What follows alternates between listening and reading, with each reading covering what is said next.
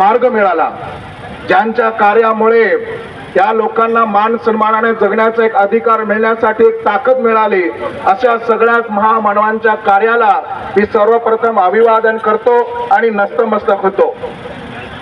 माझ्या बंधूंनो आणि भगिनींनो, आजचा हा जनसमुदाय बघून मला मनापासून वाटतंय की आज खऱ्या अर्थाने हा गोरबंजारा समाज कुठेतरी जागा होत आहे, हा ओबीसी समाज कुठेतरी जागा होत आहे, हा भटकेमुक्त समाज कुठेतरी जागा होत आहे आणि खरी या जागे होण्याची गरज आता आपल्याला आहे.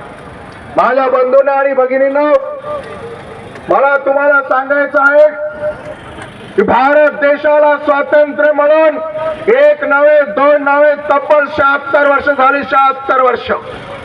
या 76 वर्षामध्ये देखील या महाराष्ट्रातील जो काही बहुजन वर्गीय समाज असेल, जो काही ओबीसी समाज असेल, जो काही भटकेमुक्त समाज असेल, या समाजाला आज देखील त्यांच्या मूलभूत अधिकारासाठी झगडावं लागते. ही फार मोठी शोकांतिका आहे. माझ्या बंधूंनो आणि भगिनींनो, ही जे काही सत्ताधारी मंडळ आहे ते विसरून गेलेले आहेत. अरे तुम्ही जे काही सत्तेचे फळ चाकत आहात ते केवळ आमच्यामुळे चाकत आहात, हे तुम्ही विसरू नका. हे विसरून चालणार नाही.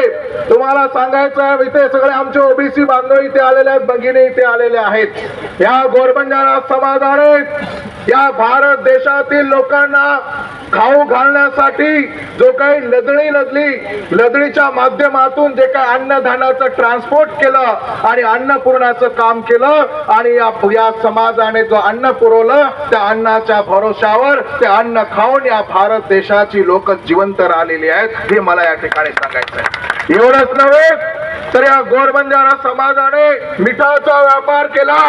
या भारतातील लोकांना तोंडाला चव जर कोणी दिली असेल तर या गोरबंजारा समाजाने दिली. यांनी पुरवलेल्या मिठाने दिलेली आहे.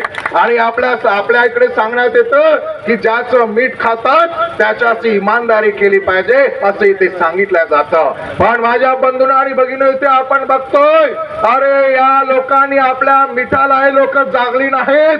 या लोकांनी आपल्याशी गद्दारी केलेली आहे. ही गद्दारी आपण आता चांगल्या प्रकारे समजून घेतली पाहिजे.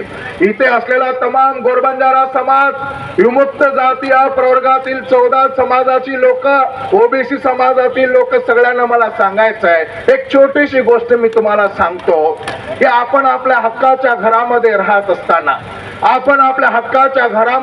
असताना कोणी जर आपल्या घरामध्ये जोर जबरदस्ती घुसखोरी करत असेल आणि घुसखोरी निस्ता करतच नसेल तर आपल्या